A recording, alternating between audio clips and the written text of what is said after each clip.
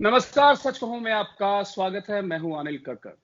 क्योंकि प्रदेश में लॉकडाउन जो है 2 हफ्ते के लिए और बढ़ा दिया गया है, लेकिन उसी बीच कुछ ढील भी दी गई है। प्रदेश में मुख्य विपक्षी दल कांग्रेस लगातार सरकार की कार्यप्रणाली पर सवाल भी उठाता रहा है और महत्वपूर्ण सुझाव भी देता रहा है, और सरकार द्वारा बहुत से सुझाव अपनाए भी गए हैं। आज हमारे साथ इसी विषय पर चर्चा करने के लिए कांग्रेस प्रदेशाध्यक्ष कुमारी शैलजा जी हैं। मैडम शैलजा, आपका बहुत बहुत स्वागत है सच कहूं में। धन्यवाद। मैडम, चूंकि अब तीसरा लॉकडाउन जो है स्टार्ट हो गया है और लगातार आप जो है पिछले करीबन करीबन 1.5 महीने से रोजाना मुख्यमंत्री को, सरकार को सुझाव भेज रही हैं, अपनी बात रख रही हैं। मुझे ये बताइए कि जिस तरीके से कोरोना को हैंडल सरकार कर रही है, आपके सुझाव भी जो है सुन रहे हैं, उसके रिप्लाई भी आ रहे हैं, उसे आप किस तरीके से देखते हैं? देखिए, हमारा कार्य है, क्योंकि जैसा आपने खुद कहा कि हम मुख्य विपक्षी दल हैं हरियाणा में, और बतौर प्रदेशाध्यक्ष मेरी भी ये जिम्मेवारी बनती है कि जो लोगों की बातें हैं वो हम सरकार तक पहुंचाएं, मुख्यमंत्री जी तक पहुंचाएं। और आज के दिन क्योंकि लॉकडाउन है और हम सभी लोग इस ऑर्डर की पालना कर रहे हैं, तो हम सोशल मीडिया ही एक माध्यम है या फिर पत्राचार होता है, उसके माध्यम से हम सरकार को अपने सुझाव भी देते हैं।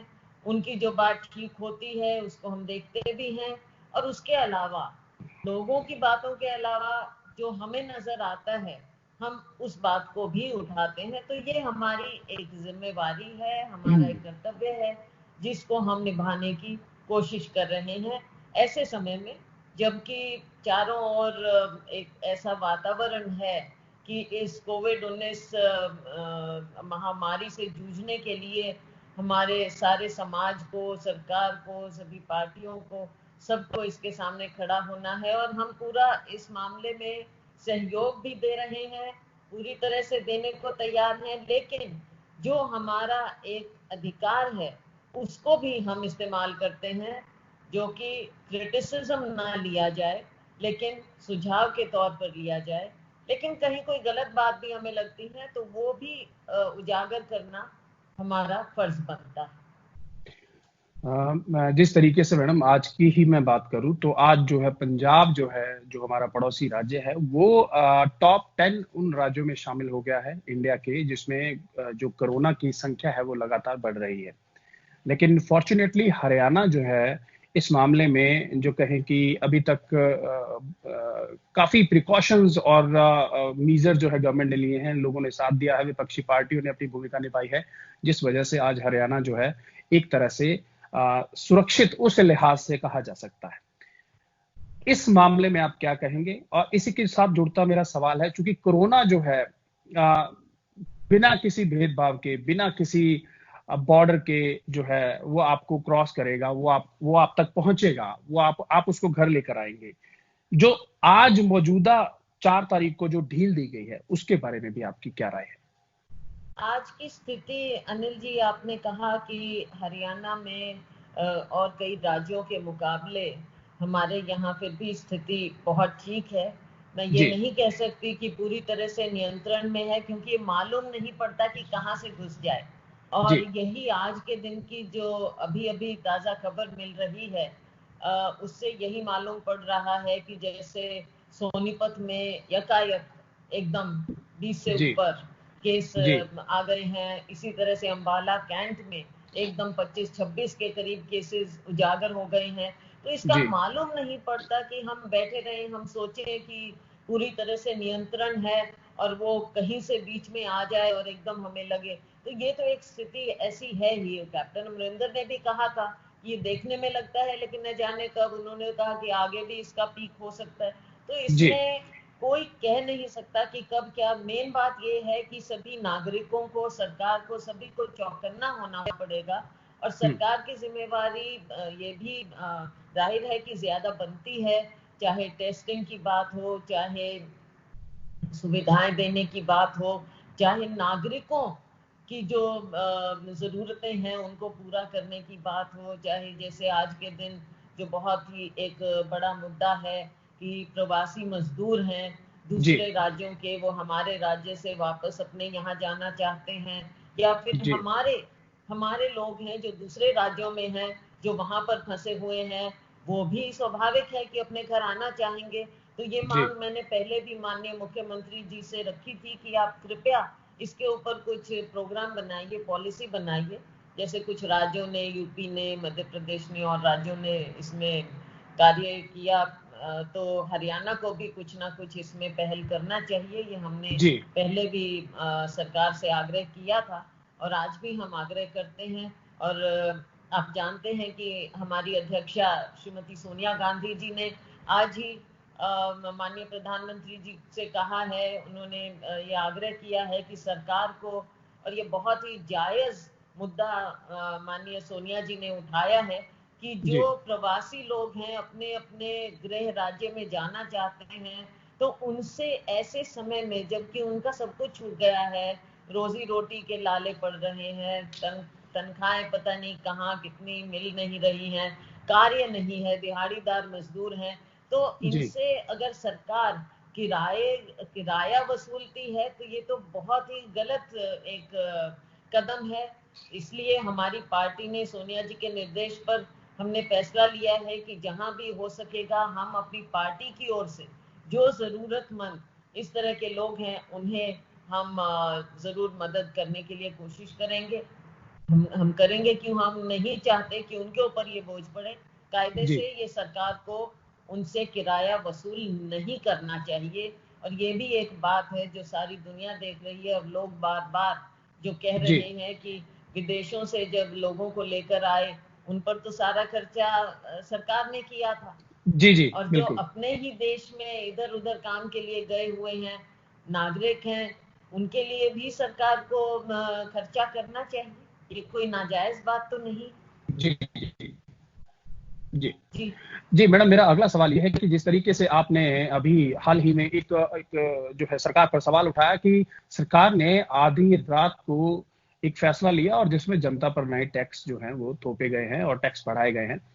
सरकार इस मामले पर अपनी सफाई दे रही है कि ये समय की मांग है और चूंकि सरकार को काफी बड़ा जो है आर्थिक नुकसान हो रहा है तो सरकारी ढांचे को चलाने के लिए उन्हें कुछ मेजर्स लेने पड़ रहे हैं। आप इस बारे में क्या कहेंगे? और इसी के साथ जो है एक और चीज जोड़ूंगा कि जब आपने ये सरकार से सवाल किया और आप ही के पार्टी के जो नेशनल प्रवक्ता हैं रणदीप सिंह सुरजेवाला, जब उन्होंने सवाल किया तो मुख्यमंत्री ने कहा कि उन्होंने बकायदा आपका नाम भी लिया और कि कुमारी शैलजा और रणदीप सिंह सुरजेवाला इस मामले पर राजनीति न करे तो अच्छा है।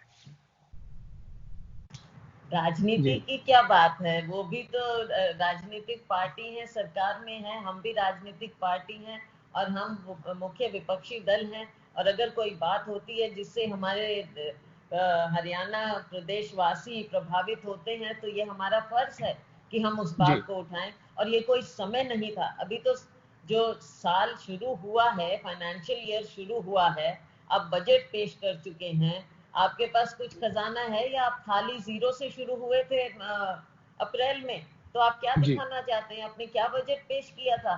क्या आपने जीरो अकाउंट बजट पेश किया था कि आपके अकाउंट में जीरो पैसा है?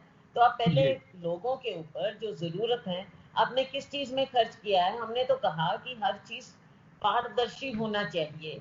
आप बताइए कि अभी साल शुरू हुआ, आप कह रहे हैं आपके पास पैसा नहीं है, आप लोगों को सहूलियत क्या दे रहे हैं? हम जो आपके पास पैसा आया है जिसमें लोगों ने डोनेशन दिया है उसको ट्रांसपेरेंट कीजिए। और ये भी सच्चाई है अनिल जी, सच्चाई है, आप जानते हैं, जो भी हमारे मीडिया के साथी हैं सब जानते हैं। और लोकल मीडिया से आप अपने साथियों से पूछ लीजिए, किसी भी जिले में आप पूछ लीजिए कि जो प्रशासन है वो प्रशासन वहां की समाज सेवी संस्थाओं से मदद करवा रहे हैं, लोगों की समाज सेवी संस्थाओं से मदद करवा रहे हैं। सरकार ने कितना खर्च किया है, किस चीज पर खर्च किया है?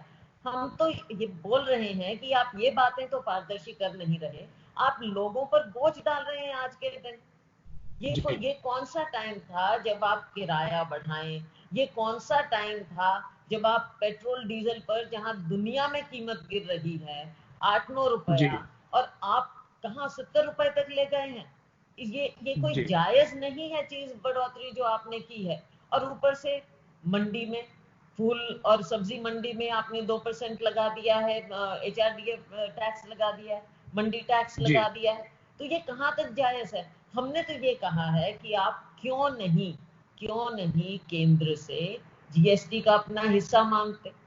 हम जी तो बात कर रहे हैं, बातचीत कर रहे हैं। आप सुझाव लेना चाहते हैं विपक्षी दल से, आप अगर आपने मीटिंग करके सुझाव लिया, क्या आपने विपक्षी दल के साथ ये बात साझा की कि हमको टैक्स बढ़ाने हैं? आपने जी बिल्कुल नहीं किया। अब किस बात के टैक्स बढ़ा रहे हैं, और क्या इतना जो आप ये टैक्स ले रहे हैं, इससे क्या आपकी ये भरपाई हो जाएगी जो आप खर्च कर रहे हैं, जो आप क्लेम कर रहे हैं? तो जी थोड़ी पारदर्शिता लाएं। और माननीय मुख्यमंत्री जी से मेरा आग्रह है कि कृपया इसे व्यक्तिगत प्रहार नहीं बनाएं। ऐसा जी ये कोई बात, राजनीति में ये स्तर ठीक नहीं होता। ये कोई जी व्यक्तिगत प्रहार की बात नहीं है। अगर हम कुछ मुख्यमंत्री जी को कह रहे हैं, मैं कुछ उनसे कह रही हूँ, तो ये मेरा भी अधिकार है कहना। जी हम अपनी लोगों की बात, अगर लोगों पर बोझ पड़ा है तो वो तो हम उठाएंगे ना। इतना तो स्पेस हमें हमारा है और हम देंगे, और इस जी अधिकार को हम बिल्कुल इस्तेमाल करेंगे। और जहां हमें लगेगा कि सरकार का अगर जन विरोधी कोई फैसले हैं उसका हमें विरोध करना है, तो हम विरोध भी करेंगे। कोरोना की लड़ाई में हम इनका पूरा सहयोग कर रहे हैं और करेंगे। हमारे वर्कर जी नीचे तक सहयोग कर रहे हैं, हमारे जी लोगों ने पूरा सहयोग किया है, हमारे MLAs ने, MP ने, मैंने, हमने, पूर्व विधायकों ने, उनके अलावा भी लोगों ने बहुत सा डोनेशन दिया है। तो जी कृपया इस तरह से व्यक्तिगत ना करें तो बेहतर होगा। लड़ाई हम मिलजुल कर लड़ें, बेहतर होगा। और हमारा जी जो कार्य है विपक्षी दल होने का, हम वो अपना कार्य करेंगे। और जिस तरह से प्रवासी मजदूरों का जो किराया वसूल किया जा रहा है, हम जी चाहेंगे सरकार, केंद्र सरकार हो, राज्य सरकार हो, अपना हिस्सा दे, वो कार्य करे। वरना हम तो विपक्षी दल हैं। हमने तो कहा है, हमारी नेता माननीय श्रीमती सोनिया गांधी जी के निर्देश पर कांग्रेस पार्टी उसमें सहयोग करेगी। इसमें कौन सी जी जी बात है। हमने अपनी जी हेल्पलाइन सेटअप कर दी है, हरियाणा कांग्रेस ने अपने जी जी नंबर दे दिए हैं, वो लोग संपर्क जी करेंगे। जिसको जरूरत होगी हम मदद करेंगे उनकी। लेकिन सरकार मैडम क्या मदद जी कर रही है? सरकार बताए जी क्या मदद कर रही है? हरियाणा जी सरकार ने किन के लिए मदद किया है, बताएं। जी जी मैडम, मेरा अगला सवाल ये है कि जिस तरीके से कांग्रेस पार्टी ने खासतौर पर प्रदेश में घरेलू हिंसा के मुद्दे को प्रमुखता से आपने उठाया, और पूरे जो 22 जो जिले हैं प्रदेश के, उनमें आपने हेल्पलाइन नंबर भी जारी किए हैं। यदि किसी महिला को घर में कोई दिक्कत आती है, उसके खिलाफ कोई डोमेस्टिक वायलेंस होता है, तो वो काउंसिल जो है आपने प्रोवाइड करवाया है। इसके बारे में जरूर बताइए। जी, आज एक मुख्य अखबार टाइम्स ऑफ इंडिया ने एक रिपोर्ट भी निकाली है कि जी 78% डोमेस्टिक वायलेंस बढ़ा है। तो ऐसे जी समय में जब तरह तरह की चुनौतियां हैं, तो हम्म, घरेलू जीवन में भी एक इस तरह की चुनौती आ गई है। हम जी चाहते हैं कि ऐसी महिलाओं को जो पीड़ित हों, प्रताड़ित हों, उनकी मदद के लिए भी कोई आगे आए। तो हरियाणा कांग्रेस ने हमारी हेल्पलाइन, हर जिले महिला जी एडवोकेट हैं, वो जी चाहे हमारी महिला कांग्रेस की हैं या लीगल डिपार्टमेंट, दोनों से मिलकर हमने ये सेटअप किया है हरियाणा प्रदेश कांग्रेस कमेटी ने। तो हर जगह हमारी महिला एडवोकेट्स हैं जो इन जी महिलाओं की, अगर उन्हें कोई जरूरत है, प्रशासन से जरूरत है, तो उनके बीच में एक ब्रिज बनकर वो कार्य करेंगे, ताकि महिलाएं ऐसा ना हो कि अंदर ही अंदर घुट जाएं, उन पर जुल्म ना हो। अच्छा घरेलू जीवन ऐसे समय में चुनौती होती है, लेकिन घरेलू जीवन अच्छा हो उनका, उसमें ठीक ठाक रहे, तो उनकी मदद करना भी जरूरी है। तो कांग्रेस पार्टी ने ये हेल्पलाइंस जारी की हैं हर जिले जी में।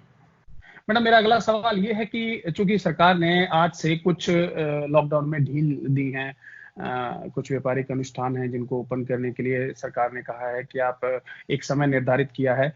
उसके साथ साथ शराब की दुकानों के बारे में भी जो है एक ग्रीन, ऑरेंज और जो रेड जोन, उनके लिए अलग अलग इन्होंने जो क्राइटेरिया बनाया है कि आप खोल सकते हैं। मेरा सवाल ये है कि क्या शराब की दुकानें इस वक्त, जब WHO ने ये कह दिया है कि शराब जो है इस समय अगर कंज्यूम करते हैं तो आपकी इम्यूनिटी पर गहरा असर डालती है, तो वो आपकी इम्यूनिटी को कमजोर करती है। आपको लगता नहीं कि सरकार को रेवेन्यू के इस समय कोई और साधन खोजने चाहिए बजाय शराब बेचने के? बिल्कुल, ये हमने पहले दिन जब हमारी एक ही वीडियो कॉन्फ्रेंस हुई है माननीय मुख्यमंत्री जी से, तो पहली वीडियो कॉन्फ्रेंस में मैंने पुरजोर इसका विरोध किया था। कांग्रेस पार्टी की ओर से हमने विरोध किया था और उसमें साफ तौर पर हमने कह दिया था कि ये बिल्कुल गलत कदम होगा और कांग्रेस पार्टी इसका विरोध करती है और करेगी, क्योंकि ऐसे समय में जब डोमेस्टिक वायलेंस भी बढ़ रहा है और लोग बंद हैं, उनके आउटलेट्स बहुत कम हो जाते हैं, ऐसे समय में अगर आप केवल अपने रेवेन्यू को देखेंगे और आप इसका ये भी तो देख लीजिए कि इसका नुकसान कितना होगा, इसको भी तो देख लीजिए। आप देखिए पुलिस पर कितना प्रेशर पड़ेगा, समाज पर कितना प्रेशर पड़ेगा, क्या उसका आकलन लगाया है आपने? तो वो आकलन भी तो लगाइए, आपके डैमेज ज्यादा है, फायदा आपको कितना होगा।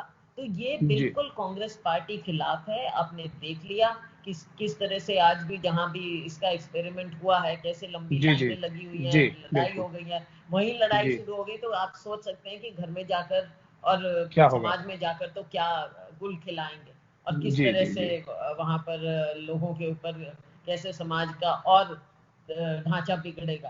तो ये बिल्कुल हम इसके खिलाफ हैं। सरकार को बिल्कुल भी ऐसे समय में, ये कोई साधारण सामान्य वक्त नहीं है, ऐसे समय में शराब के ठेके खोलना बहुत ही गलत कदम होगा। हम इसके बिल्कुल खिलाफ हैं। देश विदेश की तमाम खबरों से जुड़े रहने के लिए सब्सक्राइब करें सच कहूं और बेल आइकन प्रेस करके पाएं हर लेटेस्ट अपडेट सबसे पहले।